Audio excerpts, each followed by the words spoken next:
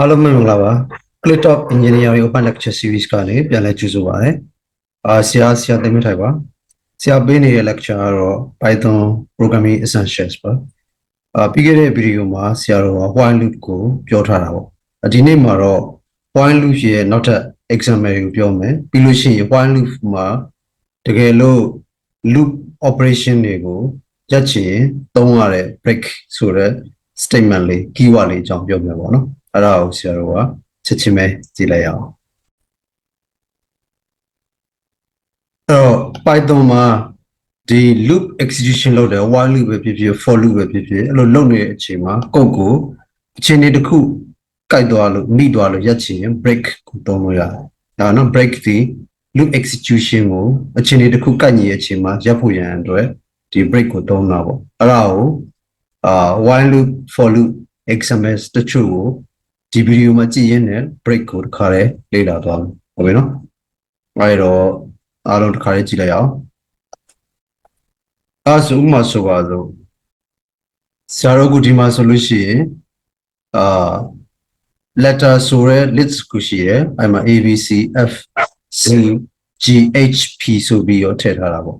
အဲ့ဒီ letters list ထဲမှာဆရာတို့ရှာခြင်းနဲ့စာမတွေ့မချင်း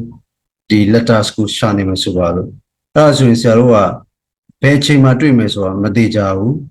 အချိန်အတွက် loop ဘယ်နှခါပတ်ရမယ်ဆိုတာမသိတာဖြစ်တဲ့အတွက် while loop ကိုသုံးရမယ် for loop ကိုသုံးလို့မရဘူး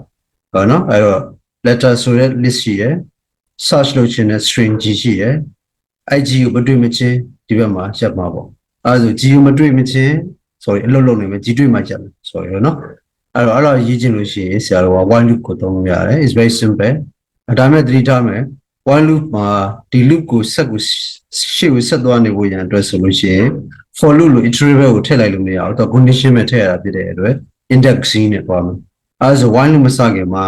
index ကို initialize လုပ်ခဲ့ဖို့လိုတယ်အဲ့တော့ဒီမှာဆိုရင် I ကို 0 initialize လုပ်တယ်ဒါက index ပဲဒီ letter ဆိုတဲ့ list ကို index ခေါ်ပြီးတစ်ချိန်မှာတစ်လုံးထုတ် search နဲ့တူသလားစစ်ပေါ့စစ်ပြီးအဲ့တိုင်းတောက်လျှောက်မတူဘူးဆိုရင် run နေမယ်တူတဲ့အချိန်တွေတွေ့မှရပ်သွားမယ်ဒီမှာဆိုရင်ဘယ်နှခေါက်ပြည့်မှရပ်မလဲဆိုလို့ရှိရင်1 2 3 4 5 6 6ခေါက်ပြည့်မှသူရပ်မှာဟုတ်နော်အဲ့တော့ code ကိုတစ်ချက်ကြည့်လိုက်အောင် I 0ကနေ initialize လုပ်တယ်အဲ့မှာ while condition က search ဆို G ပေါ့ search string not equal letters I letters of I as I0 ဆို letters I နဲ့ဆက်စားခြင်း A ပေါ့ပြီးလို့ရှိရင် B C အဲ့ဒါတောက်လျှောက်တက်သွားမယ်သူက G နဲ့မညီမချင်းဒီ code က G နဲ့မညီသေးဘူးဆိုရင်ဒီ code လို့လုပ်မယ် G နဲ့ညီပြီဆိုရင်လည်းရပ်သွားမယ်ဒါနော်အဲ့တော့ while search not equals letters of I အဲ့တော့ဒီ loop ဆက်တက်နေဖို့ရန်အတွက်ဆိုရင်တစ်ခါတည်းတိုင်းပဲ letter ပြောင်းပေးရမယ်ဆိုတော့ index ကိုတစ်တိုးပေးရမှာပေါ့အဲ့ဒါဆရာတို့က I plus equal 1ဆိုပြီးတော့ဒီမှာindex ကိုတစ်တိုးတယ်တစ်တိုးပြီးတော့တောက်လျှောက်ပတ်ခိုင်းမယ်အဲ့ဒါသူ code လို့ဆောင်ဖို့ကြည့်ရင်ရိုးရိုးလေးပဲစစချင်းခေါက်မှာ I0 ဆို letter ဆို 0 ဒီ A နဲ့ G နဲ့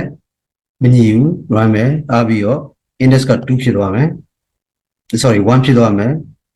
letter ဆို 1 ဒီ B ဒီခေါက်ကျ B နဲ့ G နဲ့လည်းမညီသေးဘူးဆက် run မယ် sorry မညီနေသမျှဆက် run မယ်ညီမှပဲရပ်မယ်အဲ့ဒါတောက်လျှောက်သူ index 2 တိုးပြီးကောက်လိုက်နောက်ဆုံးဒီမှာ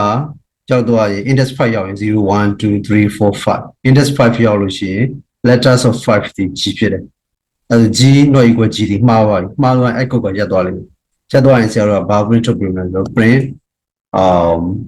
ဒါကတော့ string format ဒီလုပ်ချင်လို့ colon s is at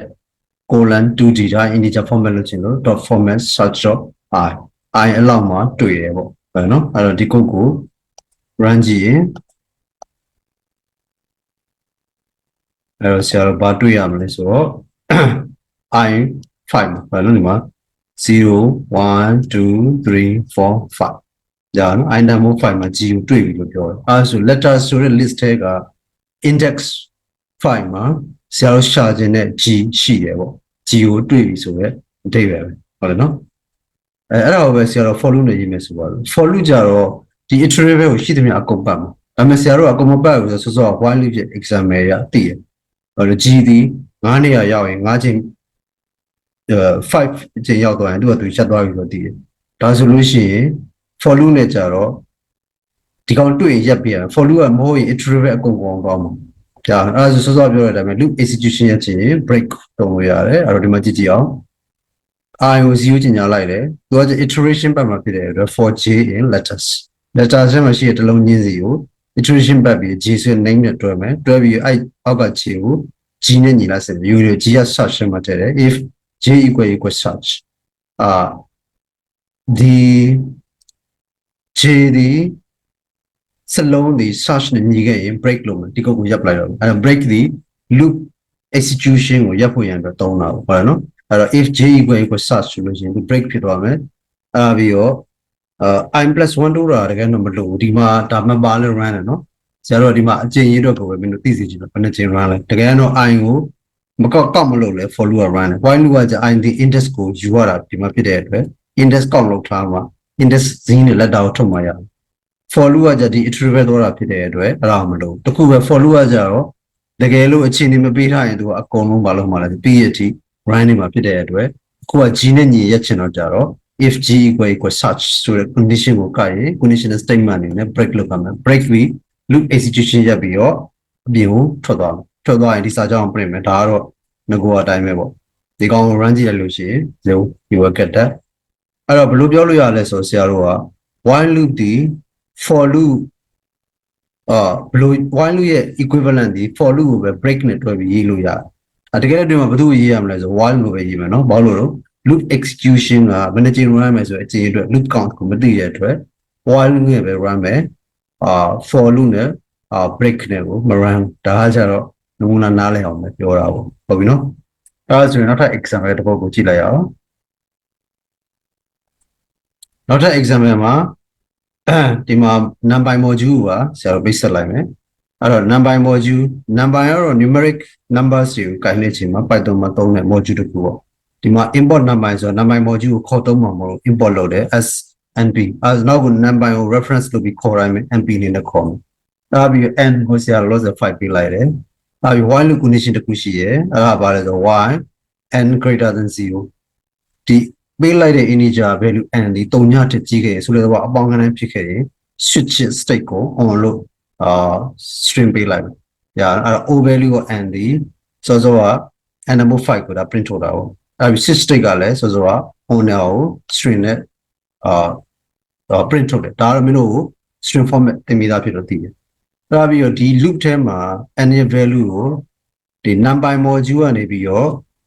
random number နဲ့ဆရာတို့ကပြောင်းပေးမယ်အဲ့လိုပြောင်းရင်မှာပေါ့nb ဆို number random module တော့မယ်ပြီးရင် run int method အဲ့ဒါမှာ3ညနဲ့5အတွင်းမှာဒါကဏ္ဍကို n ကိုဟို random ထုတ်ပေးမယ်ခဏကိုပဲ3ညနဲ့5အတွင်းမှာပဲထုတ်ပေးမယ်အဲ့ဒါမှ n ဒီတစ်လုံးနဲ့ဖြစ်တဲ့အတွက်1ရေးလိုက်ရပဲเนาะအဲ့တော့ဒါ n ဒီ3ညနဲ့5ကျမှချက်တဲ့ခဏပြောင်းမှာအဲ့ဒါပြီးဒီမှာ new n ကို print ထုတ်တယ်ပြီးရင် if n equal 0 n က0ဖြစ်ခဲ့ရင်ဆရာဘာလုပ်ခိုင်းမလဲဆိုတော့ while loop ended while loop ဟိုပါပေါ့ရက်သွားပြီလို့ပြောမယ်ဟုတ်တယ်လေဘာလို့လဲဒီမှာ n က greater than 0ဖြစ်မှာ run မှာ n ဒီ3ညနဲ့ညီလို့ရှိရင် greater than 0မှားလို့ရှိရင် while loop ကပြတ်ကိုရအောင်ဟုတ်နော်ဘာလို့ဒီမှာ while loop ရဲ့ condition က n greater than 0ပေါ့လို့ကျန်တဲ့အခြေအနေအဲ့အခြေအနေမှမှန်းနေရ n equal 0ဒီ while loop ရဲ့အခြေအနေမှားရင် while loop ကရက်ကိုရမယ်အဲ n 3ညနဲ့ညီခဲ့ရင် while loop ဒီရက်သွားတယ်အဲ့လိုပဲတကယ်လို့အမှောက် n က3နဲ့ညီခဲ့လို့ဆရာ limit ပေးခြင်း n က3နဲ့ညီခဲ့ရင် while loop အမှန်တော့မရက်သေးဘူးဘာလို့လဲ3ဒီ greater than 0ဆိုမှန်တယ်ဒါပေမဲ့အကြောင်းကြောင့်ညောဆရာ n equal 3ဖြစ်ခဲ့ရင် n 3ဖြစ်ခဲ့ရင်လည်းရက်ချင်တယ်ဆိုပါဘူးအဲဆိုဆရာတော့ force ပေးပြီးရက်ချင်တာဖြစ်တဲ့အတွက် break statement ကိုသုံးတယ်နောက် print ထုတ်ထားတာလဲ while loop ended due to the break လို့ရေးတယ်အဲ့ဒါကို if elif ထဲမှာထည့်ပြီးတော့သူ့ကိုမလုပ်လို့ရလဲဆိုရင် conditional statement နဲ့စစ်ပြီးရေးပေးရနော်ဒီကောရဲ့ flow ကိုပြန်ပြောရင် n နဲ့မှာ 5 initialize လုပ်တယ်5ဒီ3ညတဲ့ကြီးရဖြစ်တဲ့တော့ while နောက်က condition မှန်တယ် switch on မယ် o value n ကိုထုတ်ပေးတယ် switch state ထုတ်ပေးမယ်အဲ့ဒါပြီး n ကို update လုပ် n ဒီ random ဖြစ်တဲ့အတွက်ဆရာတို့မှာ control မရှိဘူး number က random integer ထုတ်ပေးတဲ့ဟာပဲဆရာတို့ကသူ့အတူယူအကယ်၍အဲ့ဒါဒီ0ဖြစ်ခဲ့ရင်ဆိုတော့0ဖြစ်ခဲ့ရင် n greater than 0ဆိုတော့ n က0ဆိုရင် greater than 0မှားတာဖြစ်တဲ့ loop ကရက်ကိုရမယ်အဲ့ဒါကိုကြိုပြီးတော့ဆရာတို့က while loop ended လို့ရေးပေးမယ်အဲ့ဒါအပြင် n ဒီအကယ်၍3နဲ့ညီခဲ့လို့ရှိရင်ဆရာတို့ကအကြောင်းကြောင့် by force သူ့ရက်စီခြင်း loop execution loop တစ်ခုလုံးရက်စီခြင်း break နဲ့ပေး as and the loop the batch ma run le so ro and the mode 0 မဟုတ်တဲ့ဟာအဲ3ညနဲ့5ကြမှာ0မဟုတ်တာဆိုတော့1ရယ်2ရယ်3ရယ်4ရယ်ဒါပဲရှိတယ်အဲ့လေးလုံးလာအဲ့3လုံး10 sorry 1 2 3 4လေးလုံးလာ run မယ်ကျန်တဲ့လုံးဆိုမ run ဟုတ်တယ်နော်အဲ့ဒါကို run ကြည့်လိုက်အောင်အဲ့ဒါဒီမှာဆိုရင်ပထမချိန် run လိုက်မယ်ဘာပြောလဲ O value and 5 new value က2ဆိုတော့2 run မှာပဲ O value 2အဲ့ဒီ new value 3ဆိုရင်ကြတော့ဆရာ bind force ပြရဖြစ်တဲ့အတွက် while loop ended due to break ဟုတ်နော်နောက်တစ်ချိန် run ကြည့်အောင် run နဲ့နံပါတ်ဖြစ်တဲ့အတွက်ဘယ်လိုချိန် run မယ်ဆိုဆရာတို့မသိဘူးနော်ဒီ while loop အချိန်လေးကိုက်နေတဲ့အချိန်နောက် animal 0မဟုတ်တဲ့အချိန် animal 3မဟုတ်တဲ့အချိန်မှာ run မယ် animal 0ဆိုရင် while loop ရဲ့ condition မှားလို့ရမယ် animal 3ဆိုရင် force ပေးထားတဲ့ break ကြောင့်ရမယ်ဒီကောင်ပြန် run ရင်ဒီခါကျတော့သူဆက်ချင်း final run နဲ့ဖတ်ပြီး run number 4ထုတ်ပြီး4ဆို surround မယ်ဘာလို့4ဒီ0လည်းမဟုတ်ဘူး3လည်းမဟုတ်ဘူး1 surround မယ်0လည်းမဟုတ်3လည်းမဟုတ်4လည်း surround မယ်နောက်က4လာတယ်ဆိုတော့နောက်က3လာတဲ့အတွက် break ကြောင့်ရတယ်။ညာနော်အခုထိ3ညမလာဘူး3ညလာတဲ့ case တစ်ခုတော့လာအောင် run ကြည့်။ Okay ဒီမှာဆိုရင်စစချင်းမှာပဲ3ဖြစ်တဲ့အတွက်တန်ရသွားပြီ။တွေ့ရနော်အချိန်ယူရတဲ့ control မရှိဘူးဘာလို့ condition based ဆရာတို့က control လုပ်ထားလို့ Okay ဒီမှာ0 case လာပြီ။အဲဒီမှာမတစ်ခေါက် run လဲဆိုရင်အများကြီး run နေတွေ့ရနော်။စစချင်း5 2 round မှာပဲ2 round မယ်1လည်း run တယ်နောက်တော့1နှစ်ကြိမ်4နှစ်ကြိမ်4 3ကြိမ် run တယ်အဲ့ပြီးတော့0ဖြစ်သွားတဲ့အချိန်ကျတော့ဒီ while loop ရဲ့ condition မှလို့ရပ်သွားပြရနော်အဲ့တော့ဒါဆိုရင် while loop နဲ့for loop ကောင်းကောင်းနားလဲတယ်ကွဲပြားမှုကိုသိမယ် break ဒီ loop execution ကိုရပ်ချင်ရင် while နဲ့မှာပဲဖြစ်ဖြစ် for နဲ့မှာဖြစ်ဖြစ်ထည့်ရလို့ရတယ်ဆိုတာကိုအားလုံးသိပြီးလို့ယူဆတယ်နောက် while loop ဒီ for loop ကို break ထည့်ရလို့ရှိရင် while loop ကိုeffect ကိုရတယ် loop execution ကိုအခြေအနေပေါ်မူတည်ပြီးရက်လို့ရတယ်ဒါပေမဲ့တကယ်လက်တွေမှာဆရာတို့ကအဲ့လိုမရေးဘူးဟုတ်ပြီနော်အဲ့တော့ဒီ video မှာတော့ဒီမှာပဲနားမယ်နောက်တစ်ခါမှာအရင်ကတော့ပြောထားတဲ့အတိုင်းပဲ ChatGPT မှာ while loop for တင်ပြီးသမျှတွေတုံးပြီးရေးလို့ရတယ် practical ပုံစံတစ်ပုဒ်ကိုပြမယ်အဲ့ဒါအပြင်ကျောင်းသားကျောင်းသူတွေအနေနဲ့ဆရာတို့ရဲ့ video တွေမှာ guest အနေနဲ့ပါခြင်းနဲ့ဆိုရင်ဆရာနဲ့အတူတူ interactive ဖြစ်တဲ့lecture style မျိုးနဲ့ဆရာတို့ကဆွေးနွေးတဲ့ style မျိုးနဲ့ video ရိုက်ပြီးတော့အများအတွက်အကျိုးရှိအောင်ဆရာတို့ကတင်ပေးလို့ရတယ်အဲဒါကြောင့် guest တွေနဲ့ဆရာ video မှာပါခြင်းတဲ့လူတွေအောက်က comment မှာတော့၎င်းဆရာတို့ page ရဲ့ chat box မှာတော့၎င်းလှမ်းပြီးတော့ချိတ်ဆက်သွယ်ပြီးတော့ကြတော့ဆရာတို့ပြောလို့ရတယ်အဲဒါအပြင်ဆရာ channel ကိုမိတ်ဆွေတငယ်ချင်းများနဲ့ online မှာအခုလို Python ကိုလေ့လာလို့ရအောင်ညှဝေပေးပါဦးနောက်ဒီ video ကိုပထမဆုံးအသိကြည့်နေတဲ့သူတွေအနေနဲ့ဆရာတို့ playlist တစ်ခုလုံးကြည့်ကြရင်အခုဒီဘက်မှာပေါ်လာတဲ့ playlist ကိုနှိပ်ပြီးတော့ကြည့်လို့ရတယ်အားလုံးပဲဒီဘက်တော့လောက်ပါပဲ bye bye